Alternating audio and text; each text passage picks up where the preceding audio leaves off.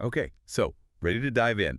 Today we're tackling public opinion in China, but like on a much deeper level. Yeah, it's about more than just what people think, right? It's how they interact with the system, especially the legal side, Right. and that's where things get really interesting in China. Definitely. We've got excerpts from The Contentious Public Sphere by Lei, a Hmm. sociologist. We're trying to figure out how law, media, and citizen action all kind of come together there. And Lei's work is key for understanding this. See, China kind of needs its people to be informed, for modernization to work, but that engagement, it's tricky. It can be a problem for a state that's, well, used to calling all the shots. A real balancing act.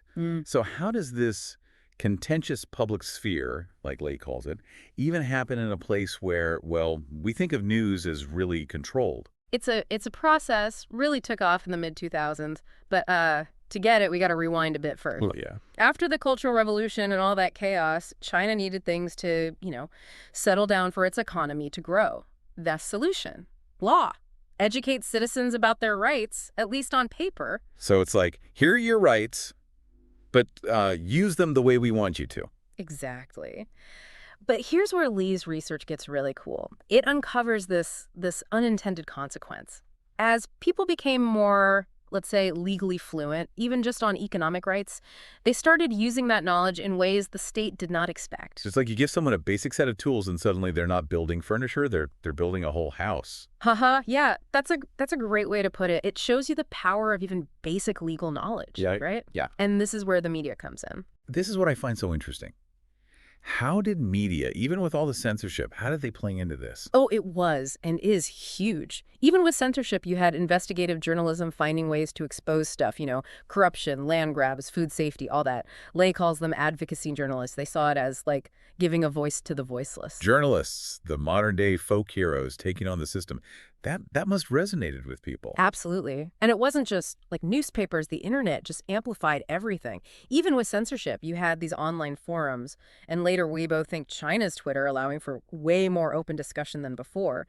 The Sanlu milk scandal is a perfect I found example. that was major. For anyone who doesn't remember, that was the contaminated baby formula scandal back in 2008, a total regulatory failure. Right. But it went beyond just outrage at the company.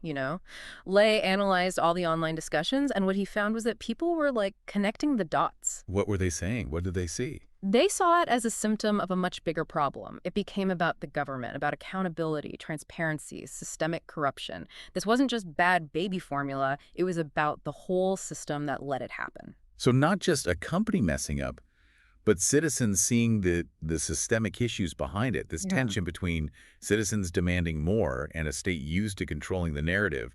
Did Lei see this escalating? Oh, absolutely. Lei argues that this growing awareness, people knowing their rights, plus being able to like share information online, it really worried the government, especially under Xi Jinping. So how did they react? What did they do about this new wave of citizen engagement? Control, control, control. Lei describes this pretty intense crackdown on, well, on a lot of fronts. Critical media, silenced. NGOs, under a microscope. Even individual lawyers, the ones taking on those really sensitive cases. Intimidated, silenced. Wow, so they really went after the tools people were using to hold them accountable. But like, how do you even control public opinion in the age of the internet? You can't just shut it all down. Yeah, it's this constant back and forth. And Lei points out how the Chinese government, they got really good at using technology, censoring stuff, watching what people do online, trying to shape the conversation. But here's the interesting about their approach to legal education itself. What do you mean? I thought we were saying they were pushing legal knowledge. They were, but strategically. Lei's research highlights how they focused on educating citizens about economic rights. Think like consumer protection, property rights, stuff tied to, a stable economy. It wasn't about giving people the tools to challenge the whole system, just to make the market run smoother. So a calculated move, boost the economy, not necessarily Yeah. like broader freedoms. Exactly. And for a bit, it worked. People used their legal know-how for disputes, protecting their businesses, participating in the market. But as Lei shows, this focus on economic rights, it had this side effect they probably didn't intend. Love that. It made people see the potential of law, but for broader social change. Remember those advocacy journalists we talked about? Big part of this. How so? They started showcasing these stories. Everyday people using the law to push back against local officials, fight corruption, demand accountability. These weren't famous dissidents, right? These were farmers fighting land grabs, factory workers wanting fair wages, parents worried about unsafe schools. So it's like the government accidentally created this blueprint for citizen action by emphasizing rights, Mm-hmm. even if they were mostly economic ones. Precisely. And then you add in the internet. Boom, this powerful feedback loop. People see these stories online, they find others going through the same stuff, and they realize, hey, maybe we can use the law to fight back too. So the internet goes from just a place to vent to this space where people share strategies, tactics, all about using the law to challenge power. It's amazing how this contentious public sphere, it came from what seemed like an attempt to control it. That's the paradox, right? The more they tried to control the story, the more it seemed to backfire. They're playing whack-a-mole with dissent, trying to stamp it out wherever it pops up. And I bet that just fueled those calls for transparency, for accountability even more. What were some of the other big moments besides San Lu that really drove this online conversation? Oh, tons. Lei goes into a bunch of case studies. Environmental issues were huge, think like massive protests against polluting factories or food safety fears after all those scandals. You also had the outrage over land grabs, where local officials just like seize land from farmers for development, barely any compensation. These weren't just one-offs. They pointed to this deeper anxiety about corruption, about inequality, about the power of these local officials. So people were connecting the dots, seeing a pattern in these incidents. They weren't just mad about one factory. They were questioning the entire system that allowed it. Exactly. And the internet, flaws and all, it was critical here. People could bypass the usual censorship, share their experiences, their anger, their analysis of what was going on. And it wasn't just ranting, it was about understanding, finding patterns, demanding better from their government. This online discourse, it sounds like it was getting really complex.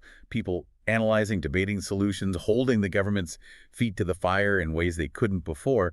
How did the government square this with their need for, like, stability control? That is the million-dollar question. It's something Lei really digs into. They were stuck trying to benefit from, more informed citizens, but also keep their grip on power. It's a tension that's still going strong. Feels like we're at a turning point here. What did all this mean in the long run? Did all this engagement lead to any real change? So if we got this wave of people getting involved, right? They're more aware of their rights. They're using the internet. It's shaking things up in ways the government probably didn't expect. What does this mean for, like, the future of public opinion in China? Did Lai see this actually changing things long term? That's the big question, isn't it? And Lee's book doesn't give us all the answers. It's more about understanding how this all works. But what is clear is that this contentious public sphere, it's made a mark. The states had to adapt how it tries to control things. Adapt how? I mean, censorship, surveillance, that had to be a big part of it, right? Yeah. Oh, absolutely. Lei talks about how the government's gotten really, really good at using technology, controlling information. It's like their specialty. And this is the interesting part, it's not just about silencing people anymore. It's about shaping the whole narrative. That's a whole other level. Yeah. How do you even do that with millions of people online? One way is to kind of use the internet's own tools. Lei talks about these, I guess you'd call them pro-government influencers, people or groups that use social media to push this nationalist message. It often subtly lines up with what the government wants. So less about direct censorship, more about, like, nudging public opinion in a certain direction. Exactly. And it makes you think about this bigger question that Lei brings up. What about civil society in China? Can you have a truly independent one when the state has this much control? Or will it always be, at least partly, what the government wants it to be? These aren't just questions for China, are they? I mean, all over the world, technology is being used to mess with information, influence what people think. What can we learn from what China's going through? That's why Lai's work is so important. It's like this case study. A powerful country trying to handle modernization, globalization, all this technology, and hold on to power at the same time. It shows how crucial law, media, citizen action are for shaping public opinion now. Makes you realize this fight for transparency, for having a say in how you're governed, it's everywhere. And even in a system that seems as controlled as China's, that desire, it doesn't go away. You got it. And that's what Lei leaves us with, I think. A cautious sort of hope. This contentious public sphere, even with all its problems, it shows something's changing in how people relate to power. That's like that seed we were talking about. Might not be a big tree yet, but it's definitely there. That's a perfect way to put it. This has been a fascinating deep dive, really makes you think. For everyone listening, I think the takeaway is this. Stay curious, stay informed, and don't ever underestimate what you can do to make a difference. I love that. This whole conversation has been really eye-opening. Thanks for walking us through it all. My pleasure. Anytime.